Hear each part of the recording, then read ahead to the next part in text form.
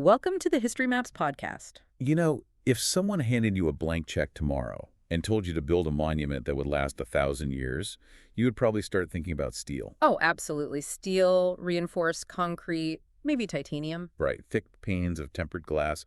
We have this deep-seated assumption that permanence requires unyielding, hyper-engineered materials. Yeah, that stone and steel equal forever. Exactly. But then you look at the architectural lineage of the Iranian Plateau, and that entire assumption just falls apart. It really does. You are confronted with structures that operate on a completely different concept of time and material. I mean, we're talking about buildings literally constructed from the mud of the earth. Mud that has adapted, evolved, and survived unforgiving desert heat, brutal earthquakes, and the march of empires for over 7 millennia. 7,000 years. It forces a total recalibration of how we think about the built environment. Right, because we are looking at a continuous, unbroken tradition here. It spans from ancient mud brick ziggurats all the way to contemporary computationally designed facades. And the most compelling question for you, the listener, as we explore these sources, is how a single region's architecture can continuously absorb foreign influences. Because they absorbed a lot. Oh yeah, Mesopotamian, Greek, Islamic, modern European ideas. How does a region absorb all of that while maintaining a highly distinct, fiercely independent cultural identity? Well, that is our exact mission for this deep dive into the history of Iranian architecture, which is part of our History of Architecture series. So we are going to unpack a core thesis derived from the sources today. Right. The argument here is that Iranian architecture is fundamentally defined by an eclectic synthesis of diverse elements, but it is always anchored by 3 specific things. Which are a total mastery of geometry, highly engineered natural ventilation, and a profound, almost philosophical understanding of material limitations. Because, frankly, you have to understand the geography to understand the architecture. You really do. The Iranian plateau is bordered by massive mountain ranges. You have the Zagros and the Alborz Mountains. And then it contains these harsh, arid deserts right in the center. So the climate dictates absolutely everything. Yeah, you do not have vast, sprawling forests to harvest endless timber. Right. You have earth, you have sun, and you have extreme temperature fluctuations. So before we can even talk about the towering stone pillars of the great Persian empires, we have to start with the foundational materials. You have to look at the spiritual geometry that preceded the stone palaces. Exactly. We need to talk about mud, mortar, and the cosmos. So to find that foundation, the sources point us to the Elamite period, specifically the ziggurat at Chogazanville. Yeah, this complex was constructed around 1250 BCE. 1250 BCE. Right, by the Elamite king on Tashnet-Pirisha. And when we examine the dimensions of this structure, the sheer scale of human labor is, well, it is formidable. It really is. The ziggurat sits on a perfect square base, measuring 105 meters on each side. To put that in perspective for you, that is larger than a standard American football field just for the base footprint. And it was not just a flat slab, right? It was a stepped pyramid. Yeah, the sources indicate it was originally planned to have 5 receding tiers. But it was ultimately completed with 3 tiers. Correct, rising to a height of 25 meters, which is roughly an 8-story building. But the mechanics of how they achieved that height and stability without modern internal reinforcement is what I find so interesting. Well, the engineering relies on a brilliant manipulation of locally available materials. Because the vast majority of the structure, the core mass, is made entirely of sun-dried mud brick. Sun-dried mud brick. Yeah. Which is, incredibly vulnerable. Yeah, if you leave a pile of sun-dried mud exposed to the elements, to rain and wind over decades, it will eventually erode back into a hill of dirt. Exactly. So they encase that vulnerable, massive core in a durable shell of baked bricks. Which is a highly efficient, calculated use of resources when you think about it. It really is. You use the cheap, plentiful, easily produced material for the sheer volume and structural mass. Right, the mud. Yeah, and then you use the energy-intensive material, the bricks, that had to be fired in a high temperature, kiln exclusively for the armor. And the sources say that baked brick facing was laid in precise alternating courses to interlock and protect the core. But that baked outer shell was not just defensive, it was communicative. Oh, right, the inscriptions. Yeah, the sources detail how they incorporated Elamite and Akkadian cuneiform inscriptions directly into the fired bricks. So these were not just decorative patterns. No, not at all. These inscriptions specifically named and invoked the deities in Shushanak and Napirisha. And those inscriptions tell us exactly how the Elamites viewed this structure. It was not merely a large building or a fortress. It served as an axis mundi. Right. And for those unfamiliar, in the history of architecture, an axis mundi is a cosmic axis. Yeah, it is the designated sacred pin that links the earth below to the heavens above. So the ziggurat was the physical and spiritual anchor of Elamite cosmology. Exactly.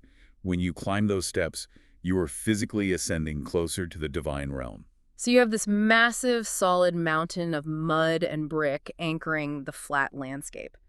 But as we move forward in time to the Median period, Which spans roughly from 678 to 549 BCE. right, we see a distinct shift in how these communities began to organize their spaces. Yeah, they move away from the solid ziggurat and start building fortified, elevated settlements with entirely different interior mechanics. And the site of Godin Tepe in the Kangavar Valley provides a really crucial window into this shift. It does. This is where we see early proto-palatial design. And the defining feature here is an early columned hall.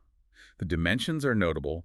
It is a rectangular space measuring 28 by 24 meters. But the critical structural choice is the use of wooden columns resting on heavy stone bases. Let's unpack the mechanics of that. Yeah. Why wooden columns on stone bases? Well, if you put a wooden post directly into the earth, it rots. Right, the moisture from the ground wicks up into the timber, insects attack it, and the column fails. So by elevating the timber onto a stone plinth, you completely isolate it from the damp ground. And using columns instead of thick, solid mud brick walls completely changes the nature of the interior, Yeah, you suddenly have wide, open, breathable spaces. which changes the social dynamics of the space. You can gather a large assembly of people in a single room, protected from the sun, but with air flowing through. And we also see this at the central shrine of Tepe Nushijan, which is located near modern-day Hamadan. Yeah, let's put you in that space for a moment. Okay, picture a gathering during this Median era. You have approached this fortified structure, which is strategically perched on a natural hilltop. Right, it offers a sweeping, strategic vantage point of the entire surrounding valley. So you walk into the central shrine. In the center of the room, a fire altar is burning continuously. The air is thick with the scent of wood smoke. Around you is the quiet murmur of a Median assembly, tribal leaders, and priests. And reaching up into the shadows of the heavy, flat timber roof above you are these tall, slender wooden columns. It is an architecture of gathering. And the decorative elements within these spaces began to reflect a broader regional network, too. Because the Medes were interacting with neighboring powers. Yeah, we see the clear influence of Assyrian columnar layouts, but the Medes adapted those grand Assyrian ideas to fit their local mud brick and timber techniques. The sources also highlight the influence of local metalwork on the architecture, right? Yes, the Luristan bronzes. Okay, what were those? These were small, highly detailed cast metal artifacts produced by nomadic or semi-nomadic groups in the Zagros Mountains. And they featured highly stylized, elongated animals and complex geometric patterns. Right. What we see in this period is a fascinating translation of medium. How so? Well, those specific zoomorphic and geometric motifs transition from small, portable metalwork into large-scale architectural ornamentation in the Median halls. You know, I want to stop here and push back on a bias that constantly creeps into modern discussions of architectural history. Oh, about materials. Yeah, there is a deep tendency to view stone as permanent,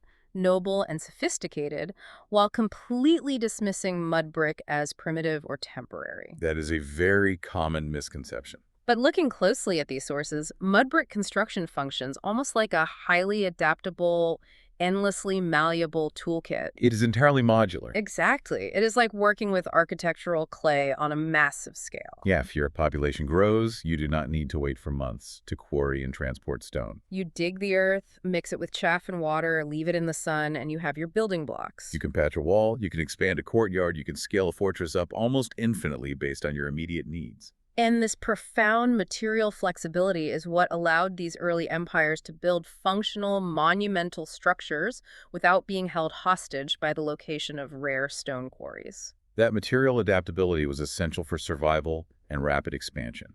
But the structural logic they developed using mud and wood, specifically the concept of the elevated platform and the vast columned hall, That provided the exact architectural blueprint that would come next. Yes, the transition from the Median era to the Achaemenid era is where we see that blueprint scaled up to an unimaginable degree. This is where architecture is fully weaponized as a tool for imperial integration. Because the Achaemenids did not just want to rule a local valley, they wanted to rule the known world. And to do that, you need stone. Which brings us to Pasargadae, founded around 550 BCE by Cyrus the Great. This is the moment the scale dramatically shifts. Pasargadae is the first dynastic capital of the Achaemenid Empire, and the residential palace, known as Palace P, exemplifies this new ambition. It features a grand hypostyle hall. Right, and a hypostyle hall is essentially a vast roof supported by a grid of pillars. The hall at Palace P measures 31.1 by 22.1 meters. The dimensions start to get dizzying here. Yeah, the columns themselves are 12 meters high. That is nearly 40 feet of solid stone. And they are topped with these incredibly heavy, zoomorphic black stone capitals. So we are talking about massive carvings of lions and bulls positioned back to back at the top of the columns. Right. To support the heavy ceiling beams, it projects absolute dominance. It projects dominance, yet it is deeply contrasted by another structure at Pasargadae. The tomb of Cyrus the Great. Right, completed around 530 BCE. When you look at the tomb of the man who conquered half the known world, it is defined by a stark, almost shocking modesty. Yeah, it doesn't look like an Egyptian pyramid or a massive ziggurat. Not at all.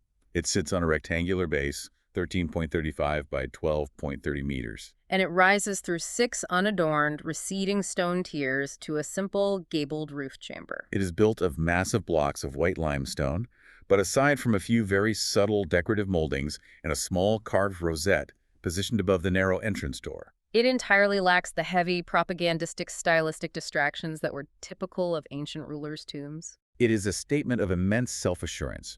He did not need a mountain of carvings to prove who he was. And the history of that specific tomb involves a particularly vivid moment of cultural collision. Oh, with Alexander. Yeah, let's fast forward a couple of centuries to 330 BCE. Okay.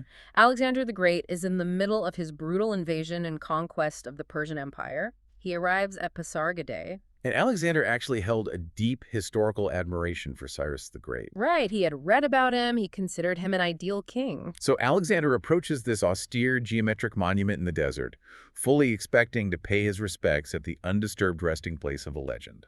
But the reality he encounters is vastly different. He finds the tomb completely ransacked. Yeah, the heavy stone door has been forced, the golden coffin that held Cyrus is severely damaged and looted of its jewels. The fine Babylonian tapestries and carpets are just gone. And the Zoroastrian magi, the elite guards who are specifically tasked with living near the tomb and protecting the site, have completely failed in their singular duty. The sources tell us Alexander is so furious at this desecration of a fellow conqueror's legacy that he immediately arrests the Magi and puts them on trial.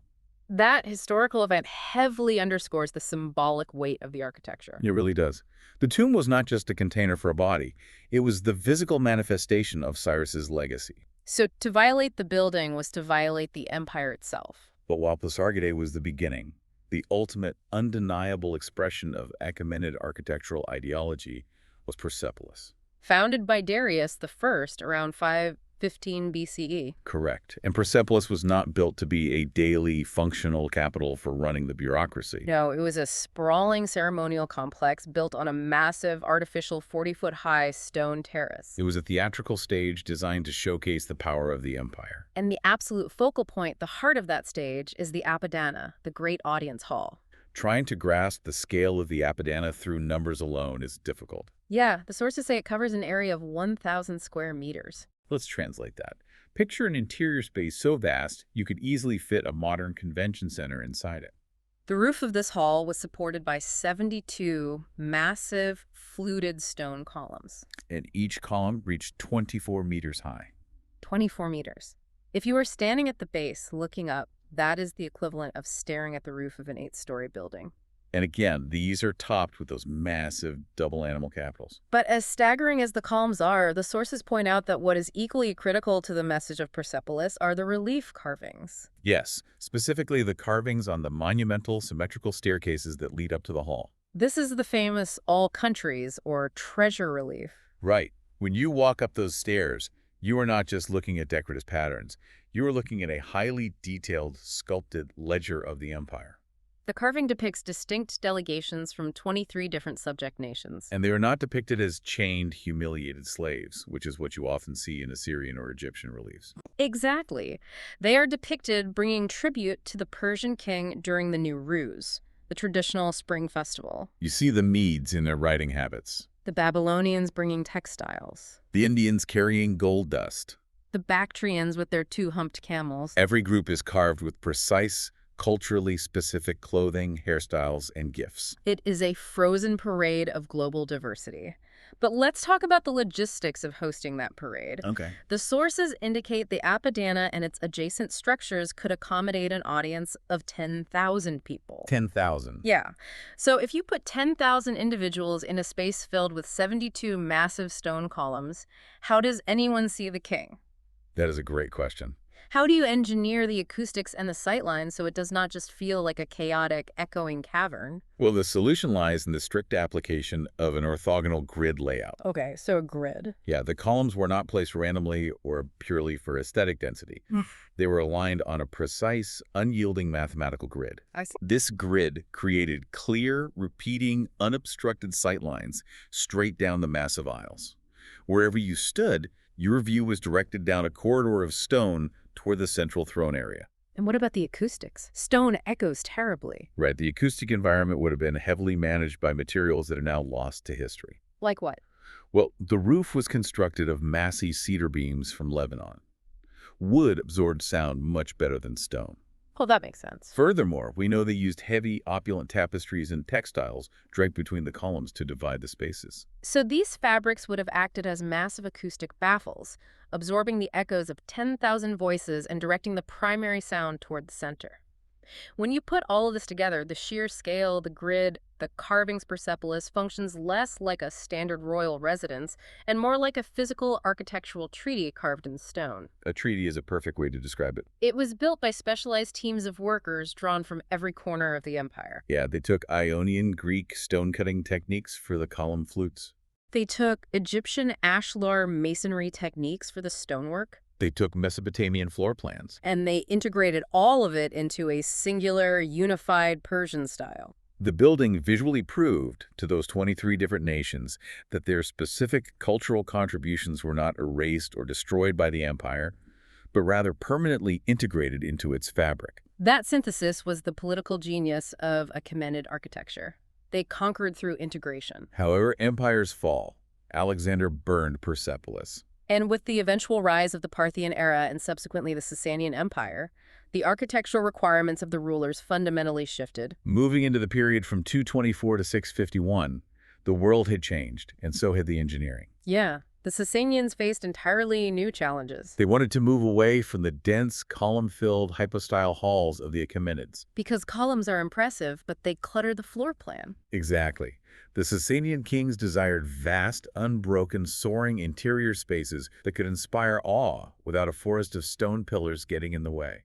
And this ambition led to a complete revolutionary mastery of the vault. Which means we are moving from vertical posts holding up flat roofs to massive arches and curves. And the ultimate staggering proof of this Sasanian leap is the Arch of Khosrow, Widely known as the Takhe Kisra. located in their capital of Ctesiphon, near modern-day Baghdad. Built under the reign of Khosrow I, this structure features a massive barrel-vaulted iwan. We should probably define an iwan, because it becomes a cornerstone of Iranian architecture. Right, an iwan is essentially a giant, cavernous archway that invites you in. Imagine taking a massive tunnel, slicing it perfectly in half down the middle, and standing it upright so that 3 sides are closed and one entire end is completely open to the elements. It creates a monumental transition zone between the bright, hot exterior and the cool, shadowed interior. And the iwan at Ctesiphon is unparalleled in the ancient world. It spans 25 meters wide, that is over 80 feet across, completely unsupported by pillars. And it rises 35 meters high, over 100 feet tall. Just a massive, open cave of brick. The engineering behind this is incredibly formidable. It is. To span a gap that wide with brick, you cannot use a simple semicircular arch. It would collapse under its own weight. So what did they do?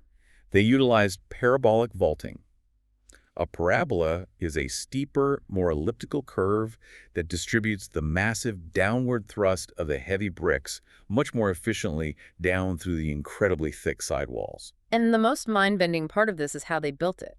Oh, the construction process. Yeah, if you build a stone arch in Europe, you typically build a massive wooden scaffolding underneath it, called centering, to hold the stones in place until you drop the final keystone in at the top. But the Sassanians built Takakizra in a region where heavy timber for massive scaffolding was incredibly scarce. So they engineered a way to build a 100-foot-tall brick arch without wooden centering. They used a technique called pitched brick construction. Okay, how does that work? Instead of laying the bricks flat and horizontal, they angled the courses of bricks, leaning them back against the end wall of the arch. So gravity is actually pulling the bricks back into the wall they are leaning against rather than pulling them straight down to the floor. Precisely. The friction and the angle hold the mortar and brick in place as the builders work their way out over the open space. That requires intense mathematical precision and a deep understanding of physics. And once that vast, open, unbroken space was built, it was not just bare brick on the inside. Oh no, the interior was opulent beyond belief. The sources describe the lower walls lined with polished marble revetments. The upper curved sections of the vault were covered in shimmering glass mosaics depicting Khosrau's great military victories. And the floor, this massive 80 by 100-foot space, was covered with enormous, heavy silk carpets that literally had actual gemstones embedded into the fabric to represent rivers and gardens. It was designed to completely overwhelm the senses. But beyond the barrel vault of the Iwan, the Sassanians had to solve another massive, fundamental engineering puzzle of the ancient world. They wanted to build soaring domes. Right. But how do you place a round dome securely over a square room? I need to pause on this because it sounds simple until you actually think about the physics. It is not simple at all. Placing a round dome on a square room is like trying to fit a round peg into a square hole on a monumental scale. The geometry fundamentally clashes. It really does. If you put a circular dome directly on top of a square box, the four corners of the square box are sticking out, uncovered. Right.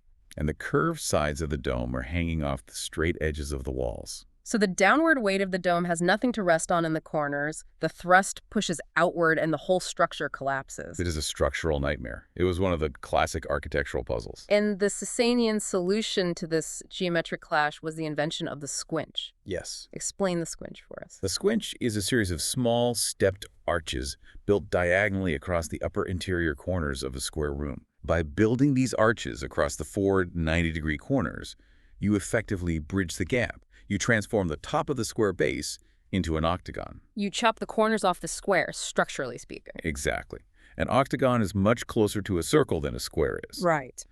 This octagonal transition zone provides a structurally sound, continuous base for a circular dome to rest upon, directing the heavy downward thrust smoothly into the massive corner piers. It is worth noting that these early Sassanian domes were not perfectly hemispherical like half a globe. No, because they were using the pitched brick technique without wooden centering. The domes were often elliptical or slightly egg-shaped. And they rested directly on these squinch-supported pendentives without needing a cylindrical drum to lift them higher. We see this vaulting and dome technology deployed heavily in their religious structures. Specifically, the Zoroastrian fire temples. These structures utilized a floor plan known as the shahartak, which literally translates to four arches. It is an elegantly simple but powerful design. A square chamber supported by four heavy corner piers with four arches connecting them and crowned by a squinch-supported dome. And beneath the dome, the eternal sacred flame was housed. We see remnants of these Chahartak temples at sites like Nashi-Rustam. We also see this massive vaulting technology in provincial palaces. Like the Palace of Ardashir. Or the cruciform Palace of Bishapur, built by Shapur I. The Palace of Bishapur was heavily decorated with intricate stucco. Because they were building with relatively plain rubble stone and mortar, they would coat the walls in thick plaster and carve deeply into it. They carved floral motifs, geometric patterns, and elaborate banqueting scenes directly into the plaster before it set. And outside the palaces and the landscape itself, they continued the ancient Persian tradition of monumental rock reliefs. They took it further. They did. At sites like Nashir-Jab, they carved massive high-relief sculptures directly into the natural limestone cliff faces. You see these towering depictions of Sasanian kings on horseback, receiving the diadem, the ring of power, directly from the supreme deity Ahura Mazda. The sculpture does not feel applied to the stone. It feels like it is emerging organically from the geology of the region. If we pull back and look at the bigger picture of this Sasanian era, this shift in engineering is monumental. The shift from post and lintel, which is vertical columns supporting flat horizontal beams, to a system of mass and surface defined by heavy, curving brick vaults and deeply decorated stucco, permanently altered the trajectory of architecture in the Middle East. It was a total paradigm shift. It really was. The Sasanian mastery of the Iwan to create transition zones and the squinch to support heavy brick domes directly laid the structural and aesthetic groundwork for what would eventually become classical Islamic architecture. And that transition is what I find most fascinating, because those structural inventions, the arch, the Iwan, the squinch, they did not vanish with the fall of the Sasanian Empire and the subsequent Muslim conquest in the 7th century. No, they weren't rejected as pagan technology. Instead, as we move forward into the era of the Great Seljuk Empire, from the 11th to the 13th centuries, we see the Seljuk dynasty adopt these precise Sasanian forms. And they completely standardized them into entirely new religious and educational typologies. The Seljuks recognized the structural brilliance of the Sasanians and adapted it for congregational worship.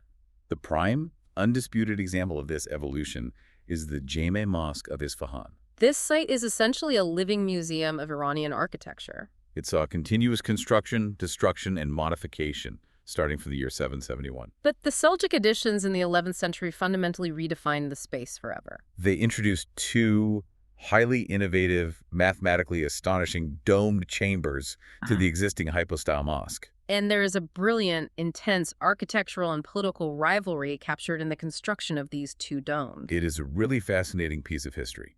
In the year 1086, the incredibly powerful and wealthy vizier of the Seljuk Empire, Nizam al-Mulk, commissioned the massive south dome over the main mihrab, the prayer niche facing Mecca. It was massive, imposing, and designed to project his absolute authority and piety. But he had a bitter political rival at court, another powerful figure named Taj al-Mulk. Just 2 years later, in 1088, Taj al-Mulk decided he needed to outdo his rival. Naturally. So he commissioned the North Dome, situated at the opposite end of the mosque complex. And Taj al-Mulk took a completely different approach. How so? While the South Dome was all about massive scale and bulk, Taj al-Mulk's North Dome was about achieving absolute, flawless mathematical and structural perfection. The dimensions of the North Dome are smaller, a 9.5-meter diameter and a 20-meter height. But architects and historians regard it as a masterpiece of geometric precision. Because of how it solves the squinch problem we discussed earlier. Exactly. The North Dome utilizes complex tri-lobed squinches. What does that mean, practically? Well, instead of a single heavy arch across the corner, the transition zone is broken down into a series of smaller, interlocking, mathematically proportioned arches. Oh, I see. And they divide and distribute the load of the dome perfectly down into the incredibly slender support piers. The transition from the square room to the circular dome is so seamless and structurally efficient that it has survived massive earthquakes for nearly 1,000 years without a single crack. It is an absolute engineering flex by Taj al-Mulk. But beyond the domes, the Seljuks did something even more impactful to the overall layout of the mosque. They formalized the geometry of the courtyard. They erected 4 massive iwans, those soaring, vaulted, half-open halls from the Sasanian era, and placed one perfectly in the middle of each of the 4 walls surrounding the central open courtyard. This specific geometry is known as the four-iwan plan. And once the Seljuks established it at the Jame Mosque of Isfahan, it became the definitive, uncompromising standard for Iranian congregational mosques from that point forward. But they didn't just apply this four-iwan layout to mosques. No, they used it as a template for almost every major public structure. They used it for the madrasas, the higher educational institutions.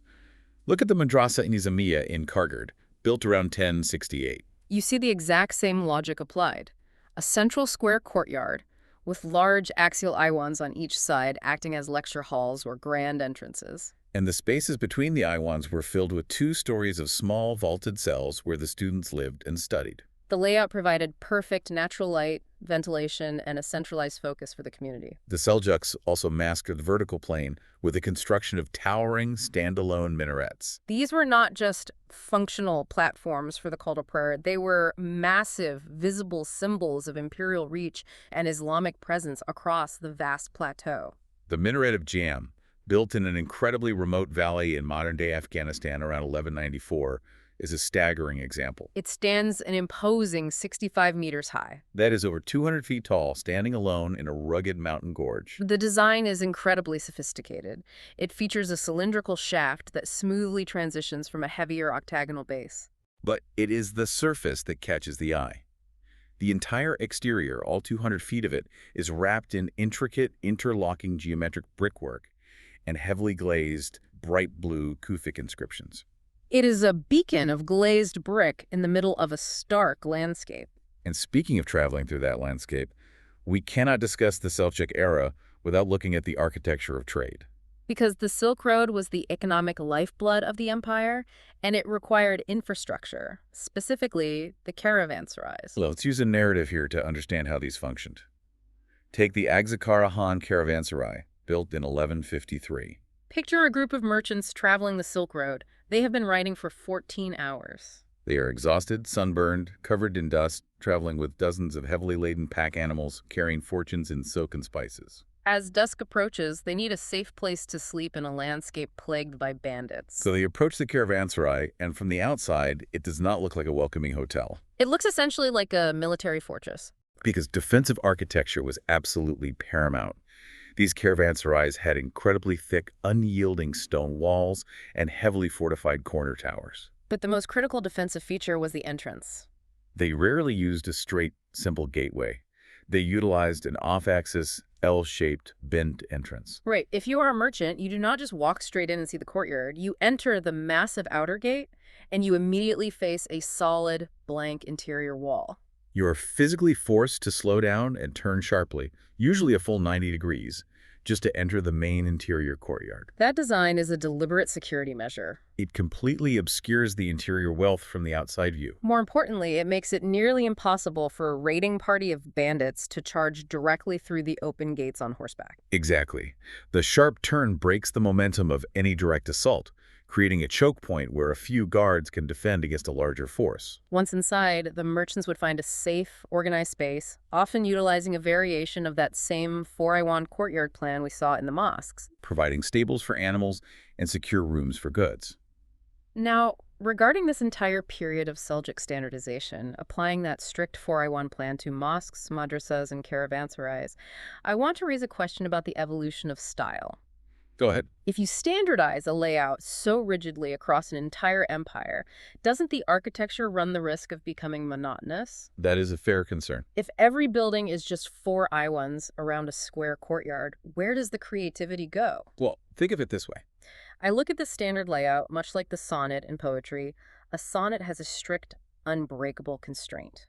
It must be exactly 14 lines, it must use a specific meter, and it must follow a rigid rhyme scheme. Right. You cannot alter the floor plan of a sonnet. But that strict structural constraint is exactly what forces the poet to become wildly, intensely creative with the language within those specific bounds. By standardizing the four-iwan layout, the Seljuk architects were essentially freed from experimenting with the floor plan, which forced all of their genius out onto the surface texture of the buildings. That is a very compelling way to frame it.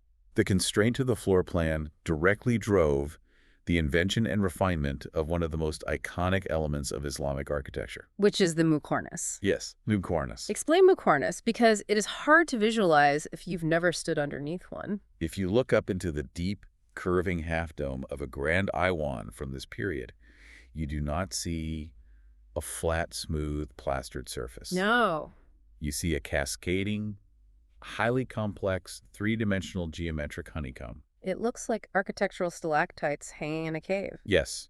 The architects take small, tiered, pointed niches and systematically stack them, layer upon geometric layer, transitioning seamlessly from the flat vertical wall all the way up into the apex of the arch. It serves a structural purpose by breaking up the visual weight of the heavy vault, but it is primarily an optical illusion. It catches the light and casts complex shadows, completely dematerializing the heavy stone and brick. It makes a vault weighing thousands of tons look as light and delicate as lace. The structure was standard. The skin of the building became the canvas for infinite variation. And while the Seljuks perfected the individual building through these techniques, the Safavid dynasty, which rose to power centuries later, zoomed out. They didn't just want to build perfect mosques, they wanted to build a perfect world. They applied these principles of geometry, transition zones, and surface decoration to entire sprawling cityscapes. They sought to create a perfect spatial balance between religion, absolute state power, and global commerce. Which brings us to the absolute pinnacle of Safavid urban planning under the reign of Shah Abbas I. Between 1598 and 1629, Shah Abbas I undertook a massive, unprecedented redesign of his capital city, Isfahan. And the absolute centerpiece, the beating heart of this urban overhaul, was Naqashi Jahan Square, which translates directly to image of the world. The dimensions of this square are staggering, even by modern standards. It is a vast rectangle, 560 meters long by 160 meters wide. It is one of the largest city squares ever constructed in history. And it was not just a static, empty monument. It was a highly functional, dynamic, chaotic space. It was used as a venue for royal polo matches. You can still see the stone goalposts at the ends of the square today. It was used for massive military parades to intimidate foreign ambassadors, and on a daily basis, it was filled with sprawling, crowded markets. The square functioned as the deliberate architectural anchor for the four pillars of the Safavid Empire. These four pillars were represented by four distinct architectural masterpieces placed precisely on each of the four sides of the square. Let's walk around the square. On the southern side, dominating the skyline, stands the Shah Mosque, also known as the Imam Mosque. The Shah Mosque is instantly recognizable by its massive, swelling, turquoise-tiled, double-shelled dome. But what is truly brilliant about its design is how the architects solved a major fundamental alignment issue. Right. Urban planning versus religious law. Because the vast rectangular square itself is laid out strictly on a north-south axis to align with the city grid. But Islamic law dictates that a mosque must face the Qibla, the direction of Mecca, which in Isfahan is to the southwest. If they built the mosque facing southwest, it would sit crookedly on the square and ruin the perfect symmetry of the image of the world. The architectural solution is incredibly elegant. They built a grand, towering entrance portal that perfectly aligns with the southern edge of the square, maintaining the visual harmony. But as a worshiper steps through that portal, they enter a dark, transitional corridor that subtly and organically angles to the right. It physically rotates you. Yes. By the time you emerge from the corridor into the main, sunlit central courtyard of the mosque, you have been reoriented. The main sanctuary is now perfectly aligned with Mecca, entirely without disrupting the rigid symmetry of the massive square outside. It is a brilliant manipulation of space, and the engineering inside that main sanctuary is just as precise.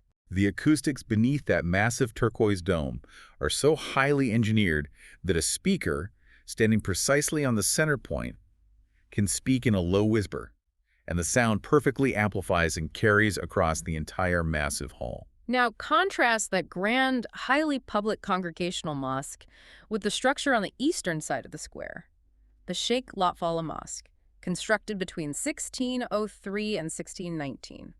When you look at Sheikh Lotfallah from the square, something stands out immediately. It has no courtyard, and more importantly, it lacks minarets. Because the function was entirely different. It was built specifically as a private, exclusive royal mosque for the Shah and his court, not for the general public. Therefore, there was no need for minarets to issue a public call to prayer. The architecture reflects introspection and exclusivity rather than public gathering. The interior of Sheikh Lotfallah is renowned for its tilework. The dome features incredibly intricate, curving arabesques that shrink in size as they reach the apex. And because of the way the light enters through grills at the base of the dome, it creates an intentional optical illusion. As the sun moves, the light hits the center of the dome and spreads out, looking exactly like a golden peacock slowly opening its tail feathers. It is breathtaking. Completing the square, we have the Ali Kapu Palace on the western side. This was a massive multi-story pavilion with an elevated terrace where the Shah could sit and watch the polo matches or address the crowds. It served as the visible seat of state power. Finally, on the northern side, directly opposite the Shah Mosque, is the Kayseri Gate. Which leads directly into the sprawling, labyrinthine Grand Bazaar. Exactly. The bazaar represents the economic engine of the empire. So within this single massive geometric square, Shah Abbas physically unified the state, the religion, the private royal sphere, and the economy. The defining visual characteristic of all these buildings in Isfahan is the tilework. The sources mention a specific technique called cuerda seca that allowed them to cover these massive structures in such vibrant color. Yeah, that technique is crucial. How did it physically change the way these buildings look and feel? Well, cuerda seca translates to dry cord. Traditionally, if you wanted complex patterns, you had to cut thousands of tiny pieces of differently colored tiles and fit them together like a mosaic, which is incredibly slow and labor-intensive.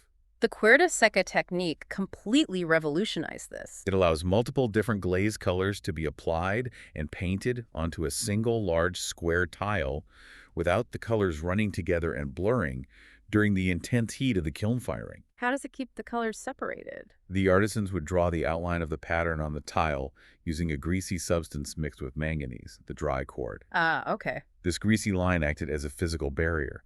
They could then fill in the different sections with vibrant blue, yellow, and turquoise glazes. During firing, the greasy cord burned away, leaving a dark outline that kept the bright colors crisp and separated. It allowed them to mass-produce complex, vibrant tiles much faster. Yes. And by efficiently covering these enormous, heavy brick and masonry structures in vast expanses of vibrant blues, turquoises, and yellows, they achieved a profound visual effect. They visually dissolved the massive weight of the building. The shiny glazed walls reflect the changing sky and the sun. They seem to lose their heavy, earthy mass and appear almost ethereal, floating, and weightless, despite containing literally thousands of tons of heavy brick and stone. It is a profound manipulation of light, color, and material. And having seen how ancient Persians used mud and thermal mass to combat the heat, and how the Safavids used geometry and glazed tile to reflect the cosmos, we now arrive at a very interesting point in the timeline. We are looking at how today's modern Iranian architects are interpreting these exact same ancient climatic constraints and cultural concepts using cutting-edge contemporary technology. We're seeing a very vibrant new generation of architects in Iran who are focused heavily on linking modern global aesthetics with this deep 7 millennia-old cultural heritage. They are not abandoning the past. They are utilizing parametric technology, which relies on complex algorithms and computational design, to reinterpret ancient passive solutions for the 21st century. A really striking example of this synthesis is the architect Habibeh Mojdabadi, whose work has been shortlisted for the Aga Khan Award. Look closely at her project, The House of 40 Knots. She uses highly advanced, complex design software to generate the intricate geometric patterns for a brick facade. But when it comes to construction, she actively embraces the slight, inevitable imperfection of human hand labor in the actual physical bricklaying process. She understands that the texture of Iranian architecture relies on the human touch. Exactly. She allows the slight variations, the tiny misalignments of the human hand placing the mortar and brick, to transform a cold, computationally designed, mathematically perfect pattern into a distinct, tactile, warm artwork. It bridges the gap between the algorithm and the artisan. We also see highly contextual work from architects like Farshad Medizadeh of the Terma office. His focus is heavily on spatially contextual architecture. He designs buildings that respond directly to the physical impact of the specific local geography and climate, much like how the ancient wind catchers responded perfectly to local prevailing wind patterns to cool homes. And there is Human Balizadeh of Huba Design Group. He focuses intensely on the consistency between the entire sprawling structure and its smallest granular components. He is deeply exploring how the ancient spatial diagrams of Persian architecture, the courtyards, the transition zones, the iwans, can evolve and function efficiently in a dense, modern, urban context. We must also mention Alariza Takaboni of Next Office. He is famous for the Sharifi Ha House, which actually features motorized, rotating rooms that open up during the summer and close during the harsh winters. He creates modern architectural alternatives that respond not just to climate, but directly to the socio-political and economic constraints of the project setting. Sarah Kalantari is another vital voice in this movement, focusing on dynamic, layered facades that blur the rigid boundaries between the interior living space and the exterior environments. This is a direct, modern evolution of the concept, rooted in traditional Iranian courtyard design, where the house breathes with the outside. And architects like Reza Daneshmir, who designed the sweeping Melit Park Cineplex, and Reza Najafian with the Afsharian's house. They are integrating dynamic, flowing, almost liquid structures that merge highly complex, modern functional spaces with strong, recognizable visual branding. But looking at all this use of AI, 3D modeling, and highly complex parametric design, I have to raise a philosophical pushback. Let's hear it.